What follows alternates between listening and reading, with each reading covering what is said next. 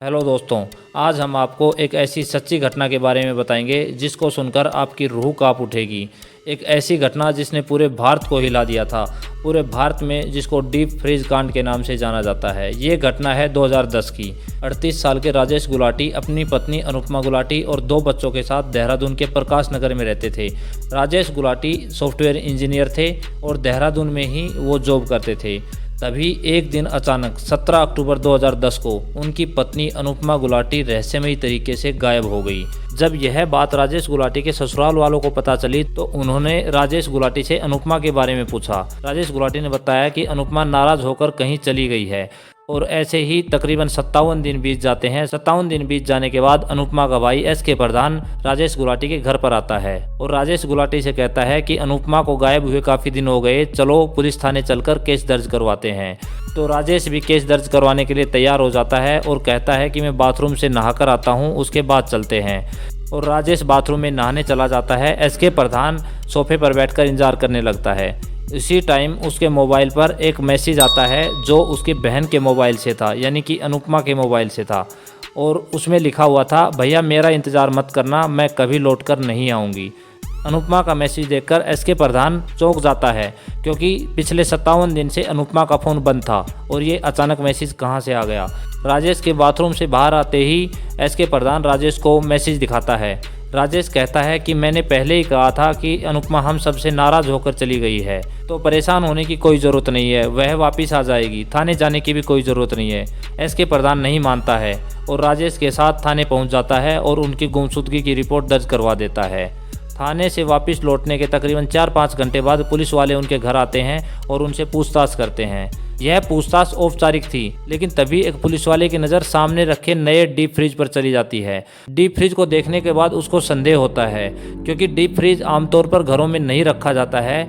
Deep freeze आमतौर पर ice cream रखने के और कोल्ड ड्रिंक्स रखने के काम आता है, जो जनरली दुकानों के ऊपर रखा जाता है। तो पुलिस वाले को उस पर संदेह होता है कि घर में डीप फ्रीज नहीं होता है, नॉर्मल फ्रीज होता है, लेकिन फिर भी इन्होंने डीप फ्रीज क्यों रखा है। जब उन्होंने राजेश से यह बात पूछी तो उन्होंने बताया कि हमने यह नॉर्मल यूज़ के लिए रख रखा है और यह अनुपमा के कहने से ही मैं लेकर आया था। तो उन्होंने उसको खोलने के लिए कहा। राजेश ने बताया कि इसकी चाबी अनुपमा के पास है, लेकिन पुलिस वालों ने राजेश पर दबाव बनाना शुरू कर दिया। काफ़ी देर तक दबाव बनाने के बाद राजेश टूट गया और उन्होंने अलमारी से चाबी लाकर दे दी। जैसे ही पुलिस वालों ने उस डीप फ्रीज को खोला तो उसके अंदर काले रंग की थैलियाँ रखी थी जिनके ऊपर बर्फ जमी हुई थी। उन काले रंग की थैलियों को देखकर पुलिस वाले राजेश से पूछते हैं कि इनमें क्या है। राजेश बतलाता है कि इनके अंदर मीट है।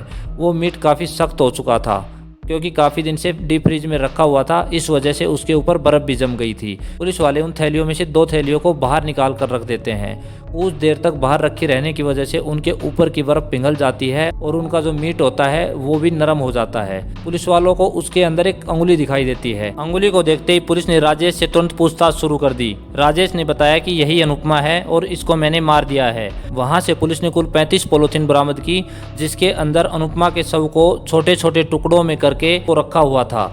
जब अनुपमा के बाकी हिस्सों के बारे में पूछा तब राजेश गुलाटी ने बताया कि उसके बाकी हिस्सों को उसने मैसूरी के पहाड़ों में फेंक दिया है। आखिर उसने ऐसा क्यों किया, जानते हैं इसके पीछे की कहानी। 1992 में राजेश गुलाटी दिल्ली से MBA कर रहा था और उसी कॉलेज से अनुपमा भी MCA कर रही थी। दोनों की मुलाकात हुई, आपस में प्यार हुआ और दोनों ने शादी का फैसला कर लिया। जाति अलग अलग थी और उन्हें लगा कि उनके घर वाले शादी के लिए नहीं मानेंगे। उसी दौरान राजेश गुलाटी को अमेरिका में सॉफ्टवेयर इंजीनियर की जॉब मिल जाती है। दोनों अमेरिका चले जाते हैं। 10 फरवरी 1999 को दोनों शादी कर लेते हैं। दोनों के घर वाले भी शादी को स्वीकार कर लेते हैं। इसके कुछ समय बाद अनुपमा जुड़वा बच्चों को जन्म देती है। बच्चों की परवरिश अमेरिका में अच्छे से नहीं हो पा रही थी, इस वजह से अनुपमा राजेश को कहती है कि इंडिया वापस चलते हैं। राजेश इस बात को मान लेता है और राजेश और अनुपमा दोनों इंडिया वापस आ जाते हैं। अनुपमा बच्चों को लेकर अपने माँ बाप के पास रहने लग जाती है और राजेश नौकरी की तलाश करने लग जाता है। तभी राजेश की नौकरी कोलकाता की एक कंपनी में लग जाती है और राजेश कोलकाता में ही शिफ्ट हो जाता है। अनुपमा दिल्ली में रहकर अपने बच्चों की परवरिश कर रही थी और राजेश कोलकाता में जॉब कर रहा था और वहीं पर वह रहने लगा। कोलकाता में जहां राजेश रहता था उसके बगल में ही एक खूबसूरत महिला भी रहती थी। दोनों की आपस में बातचीत हुई, मुलाकात हुई और दोनों को आपस में प्यार हो गया। उसके बाद इस बात की भनक अनुपमा को लग गई। अनुपमा कोलकाता पहुंच गई और वहां पर उसने काफ़ी हंगामा किया। इस बात की खबर वहां के पुलिस स्टेशन में लग गई। पुलिस आई और केस दर्ज कर लिया। केस दर्ज करने के बाद कोर्ट में बात पहुंची। कोर्ट ने फैसला किया कि राजेश बच्चों की परवरिश के लिए हर महीने 20,000 रुपये देगा। लेकिन कोर्ट में ही दोनों समझौता कर लेते हैं और दोनों साथ रहने की बात करते हैं। उसके बाद राजेश कोलकाता छोड़कर आ जाता है और कोलकाता से आने के बाद राजेश की नौकरी देहरादून लग जाती है। अब राजेश और अनुपमा अपने बच्चों के साथ देहरादून रहने लग जाते हैं। देहरादून में दोनों का जीवन सुखपूर्वक बीत रहा था। लेकिन जो राजेश ने किया था अनुपमा के साथ, वह अनुपमा को बिल्कुल बर्दाश्त नहीं हो रहा था, क्योंकि अनुपमा के दिमाग में बार बार उसकी बेवफाई आती थी। इस वजह से अनुपमा राजेश पर शक करने लगी थी। इसी वजह से दोनों के बीच आए दिन झगड़े होने लगे थे। ये छोटे छोटे झगड़े धीरे धीरे बढ़ने लगे। फिर 17 अक्टूबर 2010 को दशहरे के दिन रात को दोनों बच्चे सो गए। उसके बाद अनुपमा और राजेश में जमकर झगड़ा हुआ और झगड़ा मारपीट तक पहुंच गया। मारपीट में राजेश ने अनुपमा को जोरदार धक्का दे दिया, जिससे अनुपमा का सिर बेड से टकरा जाता है और वह बेहोश हो जाती है। आधे घंटे तक अनुपमा बेहोश रहती है। उसके बाद राजेश डर जाता है कि अगर अनुपमा को होश आ गया तो वह एक केस और कर देगी, क्योंकि एक केस का वह पहले ही सामना कर चुका था। तो वह कोर्ट केस से डरकर रुई ले आता है और रुई लेकर अनुपमा के मुंह में ठूस देता है, जिसकी वजह से अनुपमा का दम घुट जाता है और अनुपमा की मौत हो जाती है। राजेश अनुपमा की डेड बॉडी को बाथरूम में रख देता है और सोचता है कि लाश को कैसे ठिकाना लगाया जाए। फिर अगले दिन दोनों बच्चों को वह स्कूल भेज देता है और खुद बाजार जाता है। बाजार जाने के बाद सबसे पहले वह डीप फ्रीज खरीदता है। डीप फ्रीज को घर पर ले आता है। उसके बाद फिर से बाजार जाता है और एक लकड़ी काटने वाली कटर मशीन खरीद लाता है। तीसरी बार वह फिर बाजार जाता है और आरी ले आता है।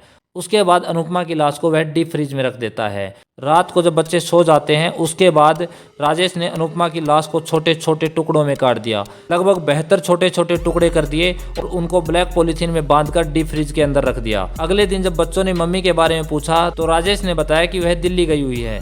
फिर जब भी छुट्टी होती तो राजेश अपने बच्चों को लेकर मसूरी या देहरादून घुमाने ले जाता और साथ में 1 या 2 पॉलीथीन ले जाता, जिसके अंदर अनुपमा की डेड बॉडी के टुकड़े रखे हुए थे, और वहां जाकर पहाड़ों के बीच वह फेंक देता था। अब ऐसे ही लगभग 2 महीने गुजर चुके थे। 2 महीने गुजरने के बाद भी अनुपमा की डेड बॉडी से बदबू इसलिए नहीं आ रही थी क्योंकि वह डीप फ्रिज में रखे थे। डीप फ्रिज में रखने की वजह से वह सड़े नहीं थे, जिसकी वजह से बदबू नहीं आती थी। राजेश ने लाश ठिकाने लगाने का यह आइडिया हॉलीवुड की एक मूवी से लिया था। ससुराल वालों को बता दिया था कि अनुपमा नाराज होकर कहीं चली गई है और इस तरीके से उसने सारा राज छुपा कर रखा और वह अपने मकसद में लगभग कामयाब हो ही गया था। अगर वह एक छोटी सी गलती ना करता, वही छोटी सी गलती उस पर भारी पड़ गई, जिसमें उसने अनुपमा के फोन से उसके भाई के पास मैसेज कर दिया था। उसके बाद ही अनुपमा के भाई ने अपनी जीजा पर पुलिस के सामने शक जाहिर किया कि उसको अनुपमा के बारे में कुछ ना कुछ पता जरूर है। नहीं तो जब उसने जीजा को कंप्लेंट दर्ज करवाने के लिए थाने चलने को कहा, उसके बाद ही अनुपमा के फोन से मैसेज आया, जो कि पिछले 57 दिन से बंद था। हालांकि राजेश काफ़ी पढ़ा लिखा आदमी था, लेकिन उसने अपनी ज़िंदगी खुद ही पूरी तरीके से बर्बाद कर ली। उसके बाद 1 सितंबर 2017 को राजेश गुलाटी को कोर्ट ने आजीवन कारावास की सज़ा सुनाई और साथ में 15 लाख का जुर्माना भी लगाया। ये जुर्माने के पैसे अनुपमा के माँ बाप को दिए गए, जिससे कि बच्चों की परवरिश हो सके। इस सच्ची घटना से हमें यह सीख लेनी चाहिए कि कभी भी गुस्से में कोई भी काम नहीं करना चाहिए। दूसरी बात, अपने लाइफ पार्टनर के साथ हमेशा वफादार रहना चाहिए। तो अभी सच्ची घटनाओं की इस सीरीज़ में यह पहला वीडियो था और इसी तरीके के वीडियो आपको आगे मिलते रहेंगे। चैनल को आप सब्सक्राइब जरूर कर लें। वीडियो अच्छा लगे वीडियो को लाइक करें और शेयर करें।